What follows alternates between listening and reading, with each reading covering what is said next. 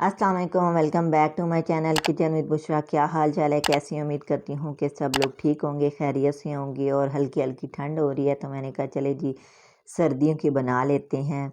और ये मैंने बनाया है चिकन सूप, और बहुत ही इजी रेसिपी और जल्दी बनने वाली रेसिपी। और चले जी चलते हैं रेसिपी की तरफ। यहाँ मैंने ले लिया है पाव चिकन, और बोनलेस चिकन है। और इसमें मैंने half tea spoon black pepper डाल दिए और हाफ़ टी स्पून मैंने नमक डाल के और पानी इसमें ऐड करके और कुकर मैंने सिर्फ 5 मिनट के लिए चला दिया। और इसमें लहसुन अदरक भी डालना है साबुत, वो भी हमारा गल जाएगा। तो ये मैंने 5 मिनट के लिए कुकर लगा दिए और बहुत ही जल्द बनने वाली है। और सर्दियां स्टार्ट हो गई हैं और आजकल हर बच्चे को बड़े को फ्लू हो रहा है, खांसी बुखार। तो मैंने कहा चलो जी सर्दियों की हो जाए। तो ये देखें मैंने 5 मिनट कंप्लीट हो चुके हैं और चिकन मेरा अच्छी तरह गल चुका है। और अब मैं इसे निकाल के साइड पे रख दूंगी और यखनी एक साइड पे कर दूंगी। चिकन को मैं निकाल दूंगी और चिकन के छोटे छोटे मैं रेशे बना लूँगी। इस तरह बहुत बारीक रेशे बना लूँगी इस तरह। और मेरे चैनल पर न्यू है तो मेरे चैनल को सब्सक्राइब करें, लाइक करें, शेयर करें, कमेंट्स करें और मेरी वीडियो को फुल वॉच करें। और ये देखिए चिकन मेरे रेशे रेशे हो चुके हैं, बहुत बारीक रेशे कर लिए। और ये है मेरे पास कॉर्नफ्लावर और 1 कप मैंने ले लिया पानी और इसमें 4 से 5 टेबलस्पून मैंने कॉर्नफ्लावर डाल दिया, क्योंकि आप अपनी ज़रूरत के मुताबिक डाल सकते हैं, क्योंकि आपके पास जितना चिकन आप बना रहे हैं और जितना आप गाढ़ा या पतला करना चाहें उतना कॉर्नफ्लावर डालना है।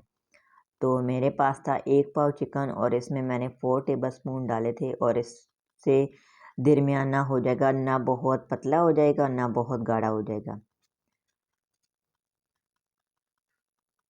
तो अब मैं इसमें ऐड कर दूंगी चिकन के रेशे, जो अभी मैंने रेशे किए हैं यखनी मैं ऐड कर दूंगी इसमें।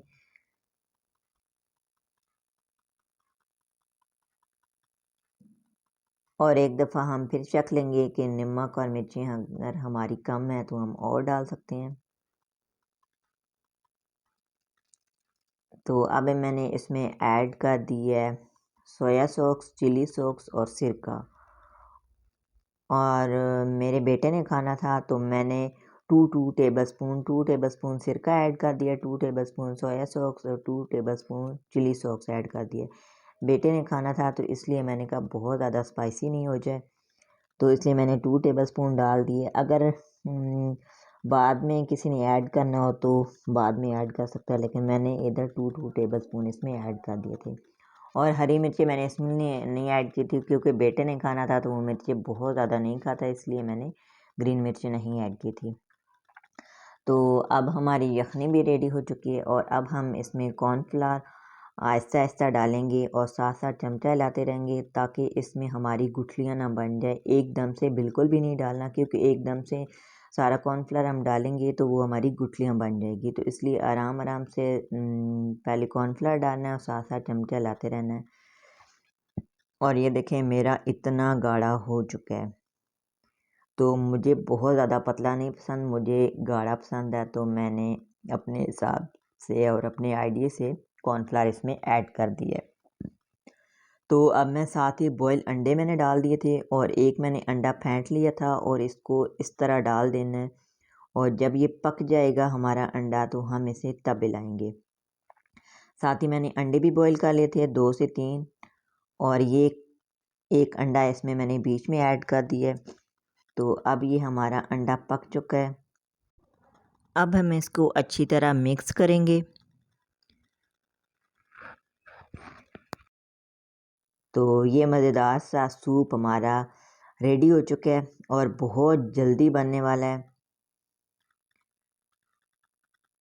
तो ये देखिए जी किस किस के मुंह में पानी आ रहा है, हल्की हल्की ठंड और साथ चिकन सूप, और बहुत मज़ेदार हो जाता है। और ये मैंने अब इसमें ऐड कर दिए हैं बॉयल अंडे। अगर आप बॉयल अंडे स्किप करना चाहते हैं तो कर सकते हैं, लेकिन मुझे सूप में बॉयल अंडे पसंद है तो मैं बॉयल अंडे डालती हूँ इसमें। तो अब हमारा सूप हो चुका है रेडी। अब हम इसको करेंगे डिश आउट। और उम्मीद है कि मेरी रेसिपी आप लोगों को पसंद आई होगी, क्योंकि बहुत क्विक और जल्दी बनने वाला है। तो ये है हमारी सूप की फाइनल लुक।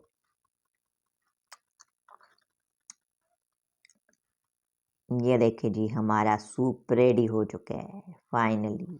और साथ ही मैंने बना लिए थे मूली के पराठे, और वो भी बहुत आसान रेसिपी है। मूली को कद्दूकश कर लें, मूली को कद्दूकश कर के तो उसके अंदर मैंने ऐड कर दिया था सब्ज़ धनिया, हल्दी, नमक, मिर्च और ज़ीरा और अजवाइन थोड़ी सी, और ये मैंने 7 पेड़े बना लिए थे।